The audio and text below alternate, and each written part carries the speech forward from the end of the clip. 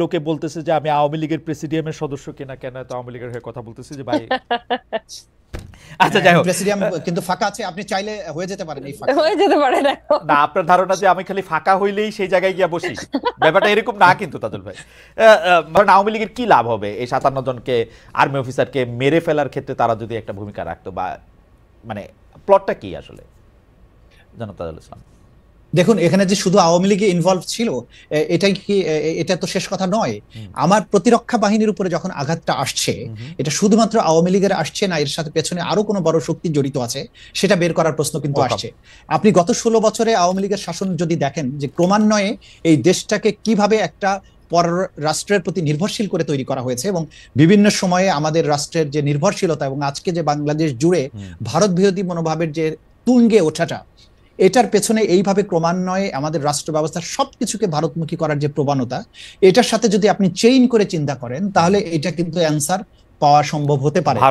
যেখানে রাষ্ট্রের সার্বভৌমত্বের প্রশ্ন জড়িত আছে, যেখানে যে একটা আমার প্রবল শক্তিশালী একটা প্রতিবেশী রাষ্ট্র, সেটা যদি তার কলোনিয়ালিজম বলেন, তার আগ্রাসী নীতির কথা বলেন, তারা যদি পেছন থেকে কলকাঠি নেড়ে থাকে এবং যারা ক্ষমতায় ছিলেন গত আমি এই প্রশ্নটা নিয়ে আসলে একটু জনাব তাজুল ইসলাম, সিরিয়াসলি আমরা কি আসলে আমাদের সার্বভৌমত্ব নিয়ে মানে চিন্তা করতে, মানে আমরা চিন্তা করতেছি যে আমাদের মানে ভারত আমাদের আক্রমণ করে আমাদেরকে অধীন করে ফেলতে পারে, এটা সত্যি একটা সিরিয়াস চিন্তা? না, এটা আমি বলছি, আমি বলছি আক্রমণ করা নয়। আপনি সব রাষ্ট্র সবসময় আক্রমণ করে দখল করতে হবে এমন নয়। ইনফিল্ট্রেশনের মাধ্যমে গত 16 বছরে বাংলাদেশকে যেভাবে ভারত নির্ভর করা হয়েছিল প্রত্যেকটা সেক্টরে, আপনি প্রত্যেকটা সেক্টর যদি বিশ্লেষণ করেন, তাহলে তো দখল করার প্রয়োজন নেই। আপনি একটা ওসি নিয়োগ করার আগে যদি ভারতীয় দূতাবাসের পরামর্শ নিতে হয়, তাহলে সেই রাষ্ট্র তো দখল করার প্রয়োজন নেই।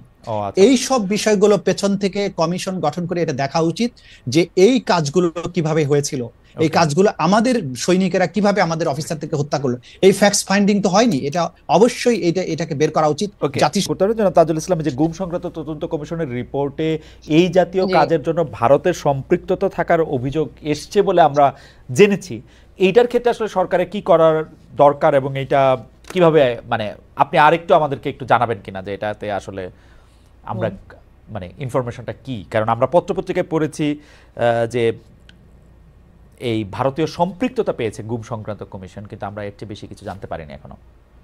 জি, আমি গুম কমিশনের রিপোর্টের ব্যাপারে আংশিক যেটা প্রকাশিত হয়েছে সেটা আমি নিজেও দেখেছি এবং পত্রপত্রিকাতেও এসেছে।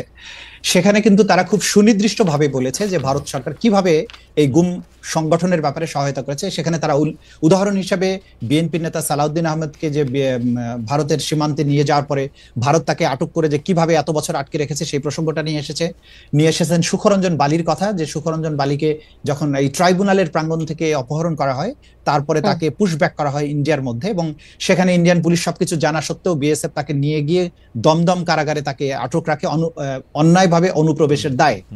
এইরকম আরো অনেকগুলো গুম ভিকটিমের সাক্ষাৎকার তারা নিয়েছেন, যাদেরকে বিভিন্ন সময় ভারতে নিয়ে যাওয়া হয়েছে, সেখানে আটকে রাখা হয়েছে, পরবর্তী সময়ে তারা মুক্তি পেয়ে হয়তো এসেছেন নানানভাবে।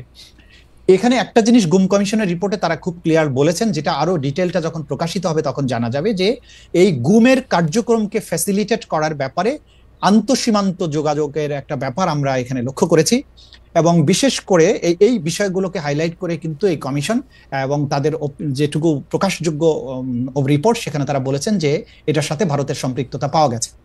এখন রাষ্ট্র হিসাবে আমাকে এই জিনিসটাকে ডিল করতে হবে।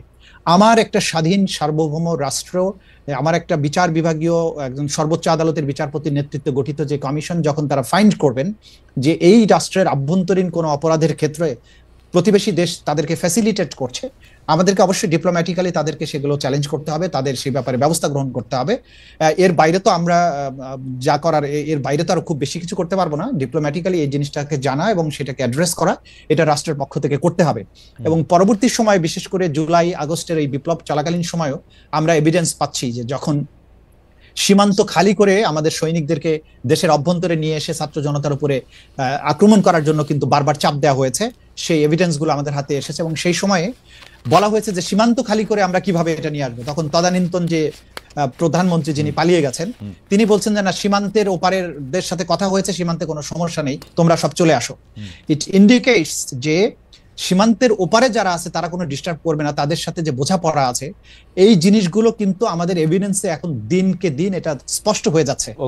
যে কারণে এই জিনিসগুলো বাংলাদেশের এই তরুণ ছাত্র জনতা যে ভারত বিরোধী যে মনোভাব যাদের তুঙ্গে উঠেছে, এত বছরের নিপীড়ন নিগ্রহ, এখানে যে তাদের সম্পৃক্ততা প্রকাশ্যে অপ্রকাশ্যে নানানভাবে সেটা ছিল, সেটা ভাষা পেয়েছে এই গুম কমিশনের রিপোর্টের মধ্য দিয়ে। মানে আমি আসলে এই রাজনৈতিক বয়ানটা বুঝতে চেষ্টা করি, মানে শেখ হাসিনা নিজে যেগুলি অপরাধ করতেছে, নিজে যেগুলি কাজ করতেছে, সেগুলিরও দায় সবটাই আমরা ভারতের উপরেই দিব এখন, তাই তো? না, আমরা তা বলছি না। আমরা যেটা বলছি যে দেখুন, শেখ হাসিনার এই অপরাধগুলো সংগঠনের ব্যাপারে তাকে নানানভাবে ফ্যাসিলিটেট করা হয়েছে। তার সর্বশেষ দৃষ্টান্ত হচ্ছে যে তাকে তো ফ্যাসিলিটেট চীনও করছে, 2টা সাবমেরিন দিছে ভারতের এটা টহল দেওয়ার জন্য। সাবমেরিন এই যে পদ্মা সেতু বানাইতে টাকা দিছে, মিথ্যা কথা বলে বলে সে টাকা।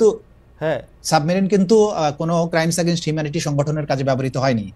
এবং পদ্মা সেতুতে সে ঋণ যেটা দিয়েছে সেটা দিয়ে বাংলাদেশের ইনফ্রাস্ট্রাকচার ডেভেলপমেন্ট হচ্ছে, যদিও সেখানে দুর্নীতি হয়েছে। আমি বলতেছি কিন্তু ধরেন একটা গুমের ক্ষেত্রে যখন সাহায্য করবে, যখন সীমান্ত খালি করে বাংলাদেশের জনগণের উপরে আঘাত করো, তোমার সৈনিককে নিয়ে সীমান্ত খালি করে দাও, এই ধরনের সম্পৃক্ততা এক জিনিস নয়। সেটা তো আপনি বলতেছেন, মানে এটা তো আপনার বলা, মানে আমি তো আর এটার ফ্যাক্ট আমি জানি না। মানে বাংলাদেশের কোনো সরকার প্রধান সীমান্ত খালি করে দাও, সৈনিকদের মারা, এটা ইটস লাইক, মানে এটা অনেক বড় স্টেটমেন্ট আর কি। মানে এটা নিশ্চয়ই সৈনিকদের মারা না, আমি আপনাকে বলছি দায়িত্ব নিয়ে। আমাদের তদন্তের মাধ্যমে আমরা পাচ্ছি যে যখন 5ই আগস্টের যখন ঢাকাকে কন্ট্রোল করতে পারছিল না, তখন প্রাইম মিনিস্টার নির্দেশ দিয়েছিলেন বিজিবিকে যে তোমরা সীমান্ত থেকে ঢাকা শহরের দিকে মার্চ করো। এবং আপনারা জানেন যে 5ই আগস্ট বিভিন্ন রাস্তায় রাস্তায় বিজিবির সাথে ছাত্র জনতার সংঘর্ষ হয়েছে, তারা ঢাকার দিকে মার্চ করছিল। সেই তথ্য আছে। বিডিআর নিয়োগ করতে হলে তো সীমানা থেকেই নিতে হবে, আর কোথাও থেকে তো নিয়োগ করার উপায় নাই, মানে বিজিবিকে নিয়োগ করা। তাহলে সীমান্তকে অরক্ষিত রেখে আপনি সৈনিকদেরকে ঢাকার দিকে মার্চ করতে বলা, এবং সেক্ষেত্রে আবার যখন বলা হয়েছে যে আমি যেটা করব, তো তাহলে তো সীমান্ত অরক্ষিত হয়ে যাবে। তখন তিনি যে অ্যান্সার গুলো দিয়েছেন, যেগুলোর প্রমাণ আমরা পেয়ে গেছি আমাদের হাতে, তো এগুলোর থেকে এগুলো অনেক বেশি শক্ত কথা। কিন্তু লোকে বলতেছে যে আমি আওয়ামী লীগের প্রেসিডিয়ামের সদস্য কিনা, কেন তো আওয়ামী লীগের হয়ে কথা বলতেছি যে ভাই। আচ্ছা, যাই হোক, প্রেসিডিয়াম কিন্তু ফাঁকা আছে, আপনি চাইলে হয়ে যেতে পারেন। এই ফাঁকা হয়ে যেতে পারে না, আপনার ধারণা যে আমি খালি ফাঁকা হইলেই সেই জায়গায় গিয়া বসি, ব্যাপারটা এরকম না কিন্তু তাজুল ভাই। মানে তাজুল ভাই যেহেতু কথাটা উঠালেন, এবং অনেক দর্শক যেহেতু জানতে চাইছেন, না আমি আওয়ামী লীগের সভাপতির পদও যদি দেওয়া হয় আমি নিতে ইচ্ছুক না, আওয়ামী লীগেরটাও যেমন নিতে ইচ্ছুক না, বিএনপিরটাও নিতে ইচ্ছুক না।